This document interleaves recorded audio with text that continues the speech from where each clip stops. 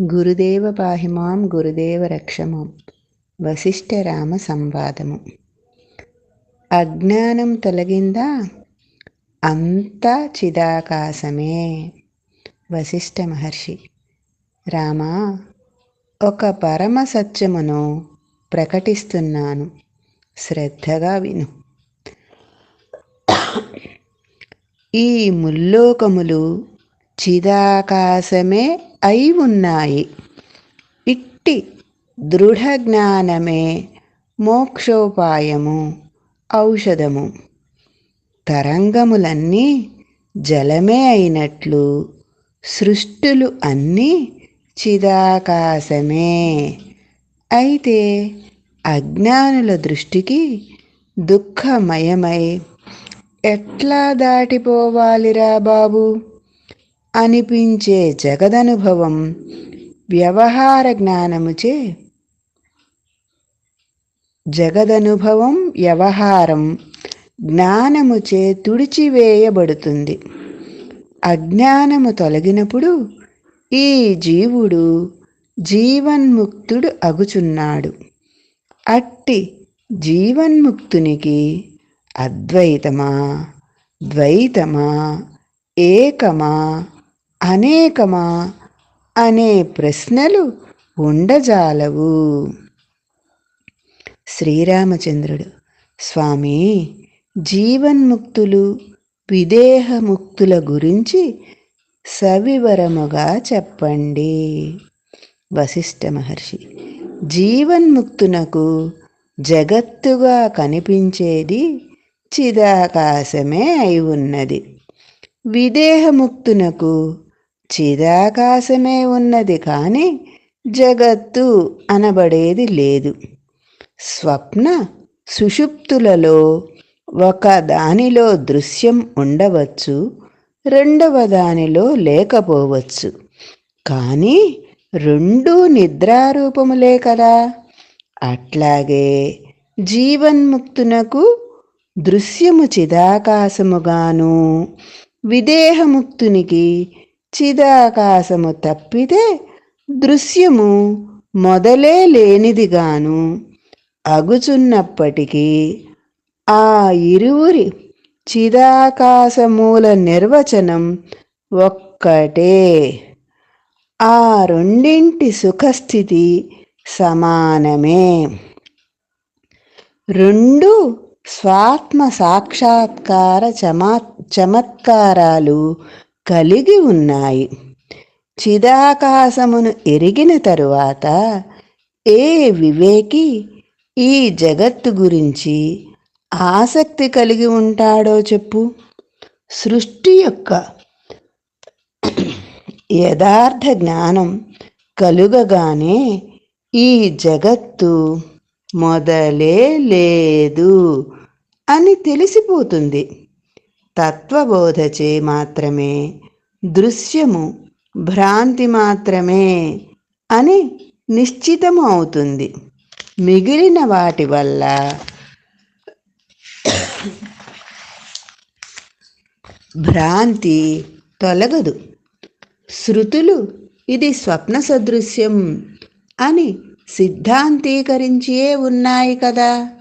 మరి స్వప్న దృష్టాంతాన్ని జగత్తుకు ఎందుకు సమన్వయించరాదో చెప్పు.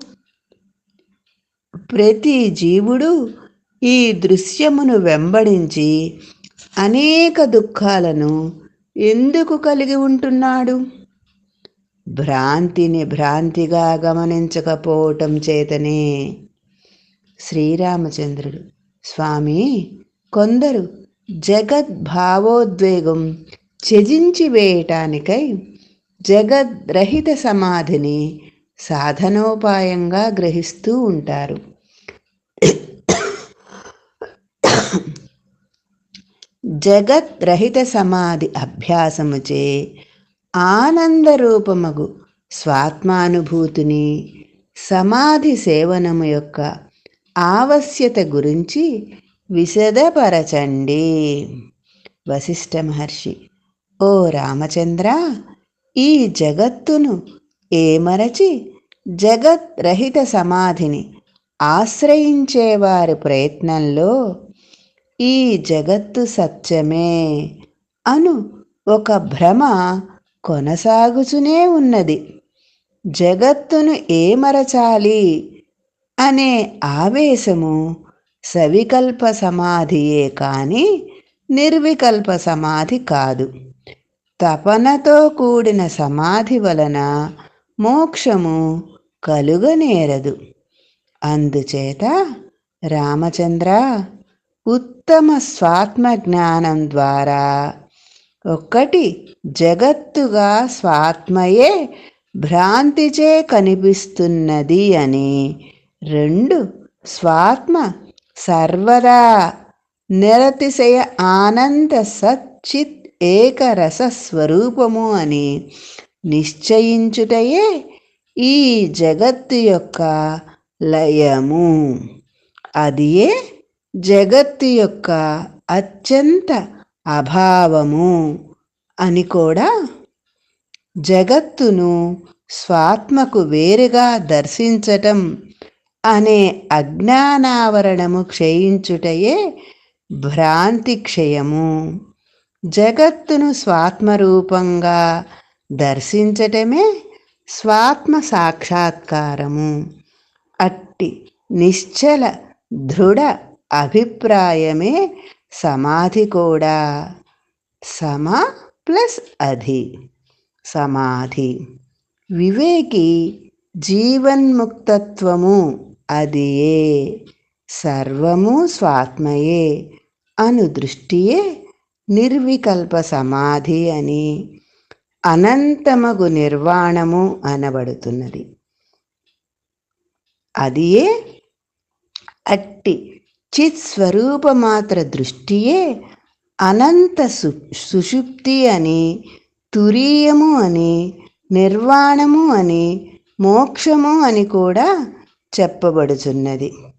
అట్టి సర్వము స్వాత్మరూపంగా అనిపించడమే సమ్యక్ జ్ఞానైక ఘనత్వం. అదియే ధ్యానము. అట్టి దృశ్యము యొక్క అత్యంత స్వాత్మభావపూర్వకమైన స్వాత్మజ్ఞానమే పరమపదము. ఇదంతా స్వాత్మస్వరూపమే అను అత్యంత దృఢ నిశ్చయమే వేద మహావాక్యాల సారము కూడా. మోక్షస్థితి అనేది జడత్వం కాదు, సుషుప్తి కాదు, జగద్రహిత సమాధి కాదు. ప్రియ రామచంద్ర, అది దృశ్యము పరమాత్మగా అనిపించే దృష్టి. ఓ సర్వ సభికులారా, ఈ దృశ్యము సర్వదా చిదాకాశమే. ఆ చిదాకాశమే నేను అను దృఢ భావన పొందటమే మోక్షము. జై నిర్గుణ. జై గురుదేవా.